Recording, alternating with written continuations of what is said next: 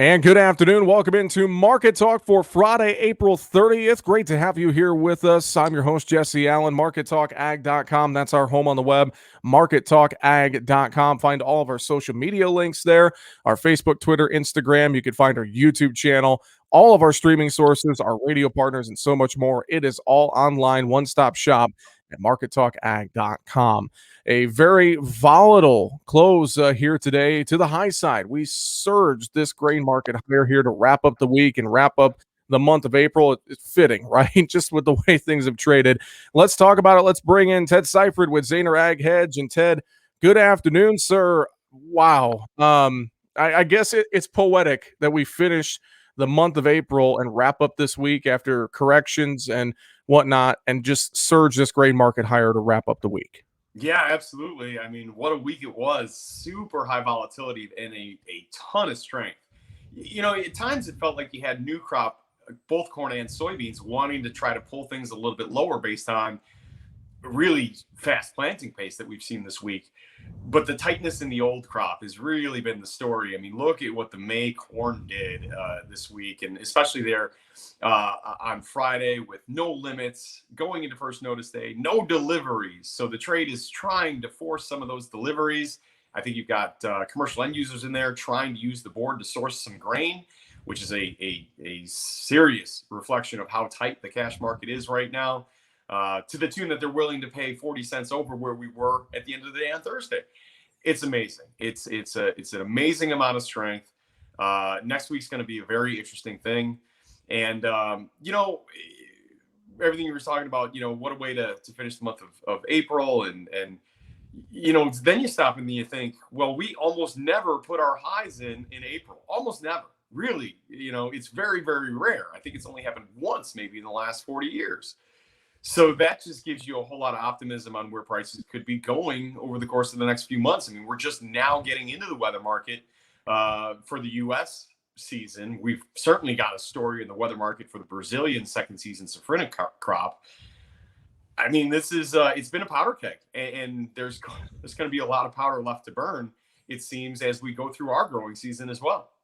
Well, and you are exactly right there. You hit on a couple different things I'd like to break down. And I think just for starters, we talk about, not normally putting the highs in at this time. And I would agree with you. I think we have more upside to go and more volatility here. And we look at Monday, we expand limits. And I think that's something that a lot of folks have maybe forgotten about through all the bullish euphoria in this market the last few weeks. But come Monday, we could see even wider volatility in this market with expanded limits for grains. And talk a little bit about that and your feelings about that going into next week. Yeah, Jesse. So we're expanding limits to. I mean, this is part of the CME's biannual limit adjustments. So it's something they do twice a year. They haven't had much reason to change anything the past few times around. But obviously, with the markets that we have now, and the fact that we've been hitting limit up on a pretty regular basis for corn, they've had to expand those limits. And so, yeah, it's a new wild world of sports that we have when we walk in next week. Now, we have had some expanded limit days here this past week, and we didn't use them. But, yeah, I mean, the potential is for it to go higher. Now, along with that, the USDA's or not the USA, the CME is also expanding margin requirements. So they're increasing margin requirements. We saw them do it for corn on Thursday. Soybeans takes effect after the close on Friday. So, with this volatility and with these expanded limits, well, that means that margins are going to be higher too. And so that it becomes more expensive for sort of cost of entry or to get into these markets. And all those things mean that it's not just the higher margins requirements or not just, the higher limits that we have, but these are becoming markets that are really very dangerous for a lot of people. Right. So now it sets us up for a scenario where if we keep moving like we did here this past week, your market participation, I think, really starts to fall off. And then we're trading even thinner markets. So, that can make things even crazier. But it also might sort of be the beginning, the end of things until we have a deeper correction, because at some point this market's going to have to kind of flush out a lot of the weaker longs after all the strength that we have seen.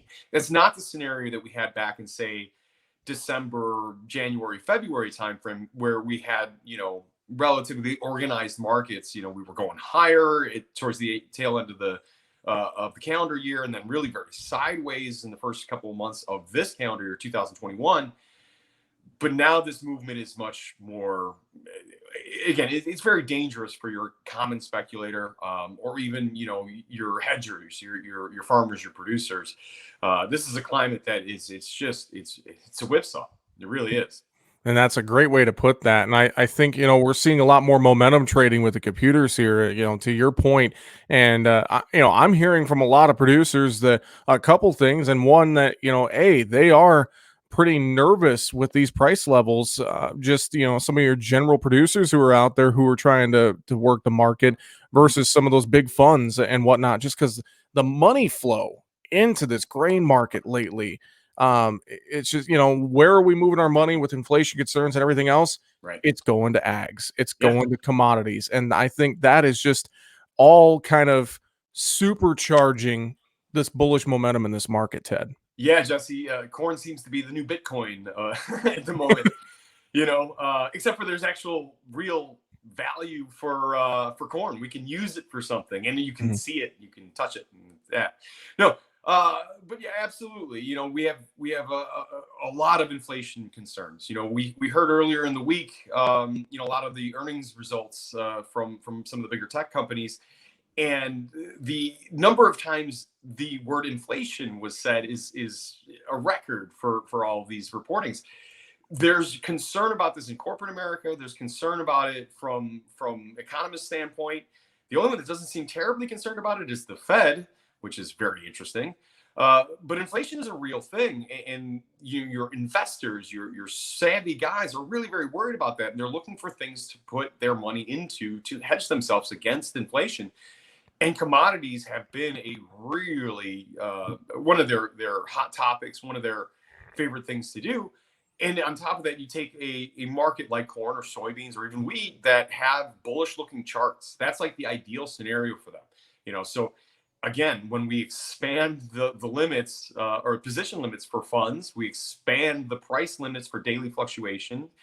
This creates that environment for these guys to become your well-heeled speculators to come in and be a part of these markets and to trade these markets for reasons outside of the actual fundamentals of those markets. It just so happens that we've had bullish fundamentals on top of that. So it really is sort of a perfect storm. And I don't really see that going away anytime soon. This inflation story, I think, is going to be around for a little while. I definitely agree. And, just looking at Friday's trade, I mean, we saw a little bit of bull spreading, and that kind of just went out the window. I mean, first notice day for May contracts coming on that. I mean, May corn 740 at the close, May soybeans 1571. You look at spring wheat, May spring wheat, 763. I mean, these are just, and a lot of that, plays back into a lot of the things you mentioned, but also weather is another huge factor here in all of these markets, not to mention South America, but the U.S. weather as well. We know the drought concerns, especially west of the Mississippi River, is what it's shaping up to be here. Right. Similar to really, last year, maybe pushed a little further north, but the Dakotas, the western half of both of the Dakotas are really not looking good right now. And so I'm going to say that U.S. weather has had the biggest effect on that spring wheat contract. Because as far as the row crops are concerned, yes, we're worried about what it will look like during our growing season. But at least for right now, it's offering a wide open opportunity to plant. So, that's kind of give and take at the moment. But for the spring wheat, that's the one that's a real question, because look, not only are we going to say that conditions are going to be rough, at least, getting started, but you have, this is a time frame where we're aggressively planting spring wheat, and you've got guys up there saying, wow, with the drought monitor that we have and the forecast that I've got in front of me, do I even really bother going in after this and planting, even though conditions are right for it? So I'm very curious to see what the planting progress was this past week for the spring wheat. I wouldn't be shocked to see a week where we had a wide open opportunity to plant, and yet we really didn't plant as much as what we should have or what we historically would have during a week like that. And that will be a big red flag, because if we're giving up on some of that acreage, oh boy, that really compounds to the bullish story that we have of the already threatening conditions that we have for that crop. Well, Ted, I know I've asked this question all week, and I'm going to ask the same question of you. I'd love your opinion on it. I'm hearing from a lot of producers, at this point, old crop, if anybody has anything left, it's gambling bushels, it's fun bushels. They're playing with it. New crop is really the story now. A lot of folks looking at their marketing for new crop at these levels, but I'm hearing from a lot of producers, they are starting to get concerned with either they've already marketed too much of their new crop and they're worried about producing that with the weather issues potential, or they don't know what to do, and they're worried about marketing too much new crop at this point with this volatile market. What do you say to that? What are your thoughts on whether or not, how much is too much to market for new crop right now? All right. I have a big smile on my face right now, Jesse, because this is maybe my favorite question of all time. Our strategy, basically since this time last year, has been synthetic puts, meaning what we're doing is we are using cash sales to manage our risk, and we're buying call options to manage our opportunity for things to go higher, thereby creating a synthetic put. We have a floor underneath us, but we also have upside potential. And when you say, guys are mostly sold out of old crop bushels, for my guys, that's absolutely correct. However, we're also sitting on a whole lot of July corn calls, July or August soybean calls, and days like Friday, days like today, just wonderful to watch because we're just adding to the prices that we had previously sold. And that's just, yeah, we love when that happens. But for new crop, I've been really advocating my guys to be between 30 and 50% sold for both corn and soybeans, which is a lot further along than I normally would be along at this time of year, specifically because of that. What happens from a weather perspective? What if we don't have the crop? Well, chances are you're going to have 50% of your crop. I don't want to see you really go over 50% at this point. But chances are you're going to have 50% of that crop. And anything can happen in this market, and things always do. I mean, look at the last 5 years. We've had black swan event after black swan event. When's the next shoe going to drop? You've got ASF concerns that we were watching very closely in China. There was more announcements about that on Friday. And what if that were to spread to the U.S.? What if COVID were to mutate and become something that, is vaccine proof, and or at least the vaccines that we currently have aren't effective? There's so many things that can happen. What if China invades Taiwan and all of a sudden we're not doing business with the biggest agricultural importer in the world? So many things, right? And when you look at the prices that we're at right now, historically, we're very much so on the higher end of things. Now, we did just say, Jesse, that we hardly ever, if ever at all, put in our highs in April. But hey, predicting the future is an SOB. And we like to have protection. We like to take advantage of prices when prices are good. So again, synthetic put. Sell cash to manage your opportunity, or I'm sorry, sell cash to manage your risk. And then look for calls on reownership using call options. Again, futures are depending on the producer. For many producers, though, futures are a little bit too volatile for all the reasons we just talked about. But the call options offer, or even call spreads offer, a really nice way to do that. And it really, we work with our clients to kind of decide, what's better. Do we want to make those cash sales and immediately put those calls on? Do we want to look for an area for a pullback, with the idea that weather's looking good, and maybe when the May cash market or the May contracts get a little quieter, that'll allow for the planning progress to pull that December contract down a little bit, or the November bean contract down a little bit, and then give us a better opportunity for reownership. Again, we're doing that on a case-by-case basis, but ultimately that's the plan that you strive to have, is that you want to use your cash sales to manage your downside risk, and use the board, particularly use call options or a lower risk strategy to manage your upside opportunity. And by doing that, you can go to 40, 50% sold and really not have too much risk of not being able to, buy yourself out of contracts if need be. I'm just sitting here nodding along, saying, yes, yes, this is exactly what I would agree with, just from everything I've gathered from folks the last couple of weeks. And the beauty of cash sales right now too is that we didn't really touch on this, but basis is so strong in the U.S. right now. I don't care where you're at. There's some spots where basis levels are at levels we haven't seen in years. Yeah. Absolutely. And that's kind of unheard of in a rally like this, Jesse. Usually when we rally from 380 corn seven 740. Usually when we see this sort of thing happen, basis at some point gets left in the dust and really falls Mhm. off, and that's what we really have to worry about on rallies. But that has not been the case so far, and again, really reflected by that May contract going into the first notice day, rallying 40 cents. I mean, that's commercials trying to take delivery off of the board, and they're willing to pay 40 cents more than they were the day before. That suggests that strength in the basis could continue. But anyways, like we just talked about, whenever you have these higher prices, we have to worry about demand destruction. We have to worry about production coming online. We have to worry about, hey, there's a change in the South American forecast. Anything can really blow that house of cards over. So again, we want to be taking advantage of these.